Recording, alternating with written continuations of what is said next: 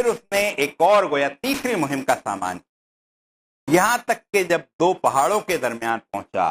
تو اسے ان کے پاس ایک قوم ملی جو مشکل ہی سے کوئی بات سمجھتی۔ ان لوگوں نے کہا کہ اے ذوالقرنین، یاجوج اور ماجوج، اب یہاں پر بھی یہ جو مشکل ہی سے کوئی بات سمجھتی تھی،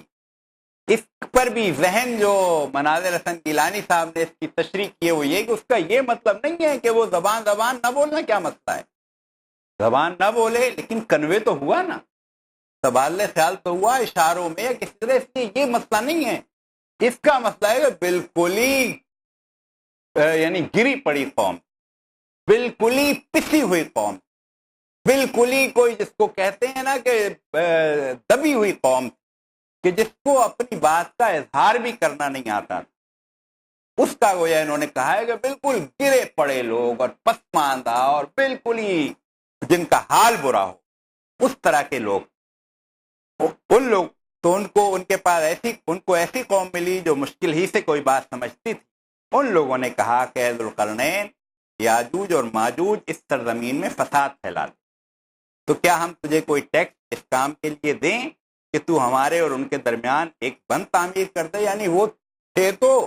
لیکن وہ برابر سے لوگ آتے تھے، ان پر حملے کرتے تھے، ان میں فساد پھیلاتے تھے، کچھ کر نہیں پاتے۔ اس کو مشکل کو انہوں نے اس کے سامنے رکھا۔ ذوالقرنین نے کہا کہ جو کچھ میرے رب نے مجھے دے رکھا ہے وہ بہت، تم بس محنت سے میری مدد کرو، میں تمہارے اور ان کے درمیان بند بنائے دیتا ہوں، مجھے لوہے کی چادریں لا دو۔ آخر جب دونوں پہاڑوں کے درمیانی خلا کو اس نے پاٹ دیا تو لوگوں سے کہا اب آگ دہکاؤ، حتیٰ کہ جب یہ آہنی دیوار بالکل آگ کی طرح سرخ کر دی تو اس نے کہا لاؤ اب میں اس پر پگھلا ہوا تانبا انڈیل۔ یہ بند ایسا تھا کہ یاجوج ماجوج اس پر چڑھ کر بھی نہ آ سکتے تھے اور اس میں نقب لگانا بھی ان کے لیے مشکل تھا۔ ذوالقرنین نے کہا یہ میرے رب کی رحمت ہے، یعنی ٹیکنالوجی اور سائنس کہہ لیں، اور جو اپنے پاس نہیں تھی اس ساری قوم کو اس میں انوالو کر دی۔ وہ جو بیچاروں کی سمجھ میں نہیں آ رہا تھا کہ کیا کریں، انہی کو کہا کہ یہ اور یہ کام کرو، تمہارے پاس وسائل بھی ہیں، تمہارے پاس چیزیں بھی ہیں، تمہارا خیال ہے لوہا نکال کے لاؤ، وہی لوگ لوہا نکال کے اس لوہے کو پگھلاؤ، انہوں نے پگھلانے کا کام۔ وہ قوم جو بالکل پسی ہوئی دبی ہوئی تھی، اس کی جو ڈیولپمنٹ، اس کو جو اٹھایا ہے، اس کو جو بنانا اور سنوارنا ہے، اس کو جو پورا اعتماد ایک دیا، جو بے اعتمادی کا شکار کہ ہم کچھ کر نہیں سکتے، انہیں کہا تم سب کچھ کر سکتے، تم تو لوہے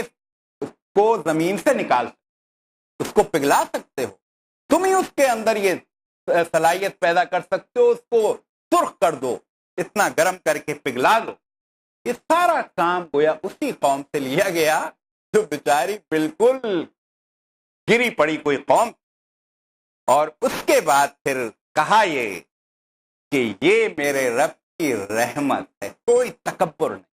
کوئی غرور نہیں، کہ دیکھا تم نے ہم ایسی جگہ سے کام کرتے ہیں اور ہم اس طرح کچھ نہیں، یہ سب جو ہے یہ میرے رب کی حکمت کی طرف ہے۔ علم الانسان ما لم یعلم، انسان کو جو کچھ علم دیا وہ اللہ تعالیٰ نے دیا ہے، اس رحمت کا اقرار، اس کا اظہار، اس سے شکر گزاری گویا اور بڑھ گئی۔ اس کے آگے پھر ذرا یاجوج ماجوج کا تذکرہ ہے، وہ آگے کریں گے۔ تو اس پہلو سے یہ 3 مہمات کا تذکرہ ہے نیک کردار لوگوں کے لیے، یعنی جو اچھا حکمراں ہوگا وہ لوگوں کی روحانی ڈیولپمنٹ کا بھی خیال رکھے گا، صرف مادیت کی فکر نہیں کرے گا، صرف یہ نہیں ہوگی کہ کراچی کو پیرس کیسے بنا دیا جائے، بن بھی جائے اگر کراچی پیرس تو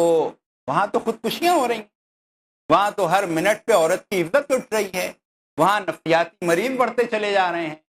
وہاں جرائم کی جو کچھ کیفیت ہے، ایسا پیرس بنا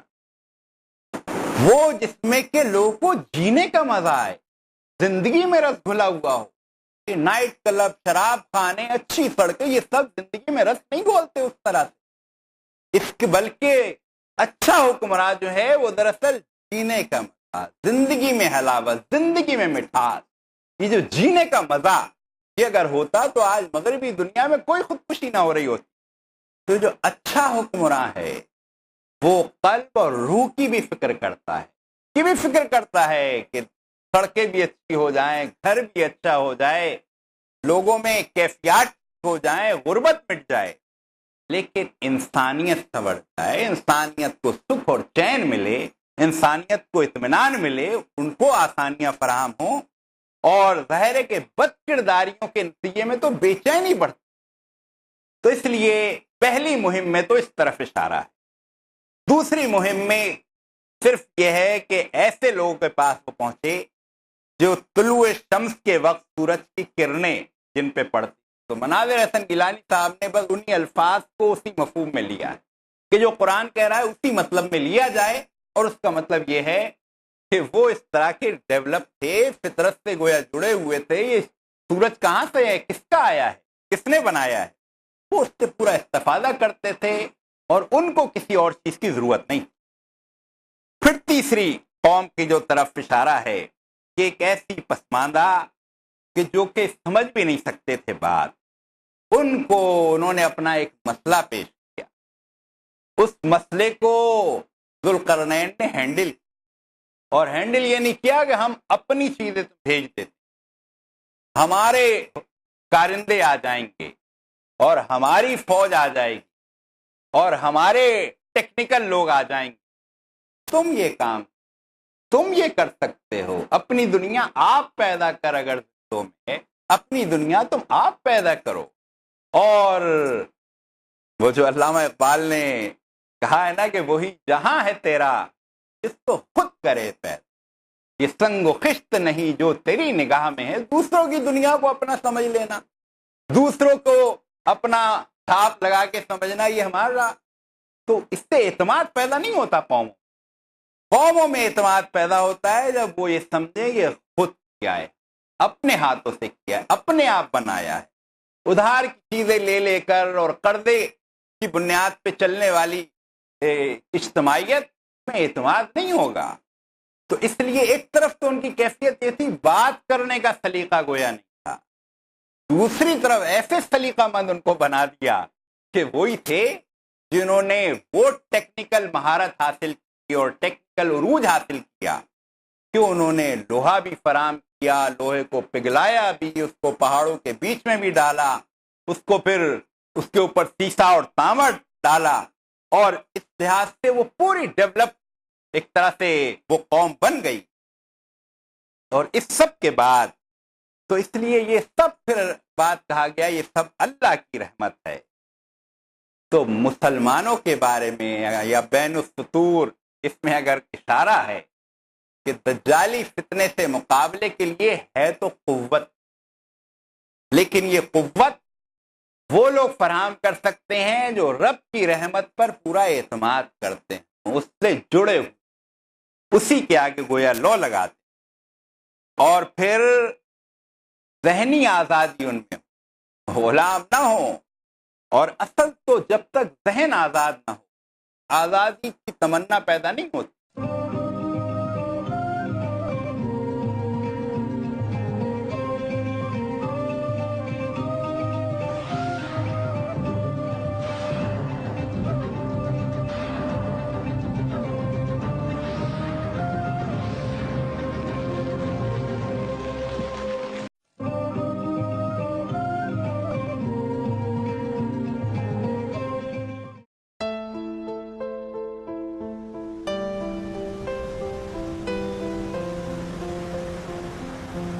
علم زندگی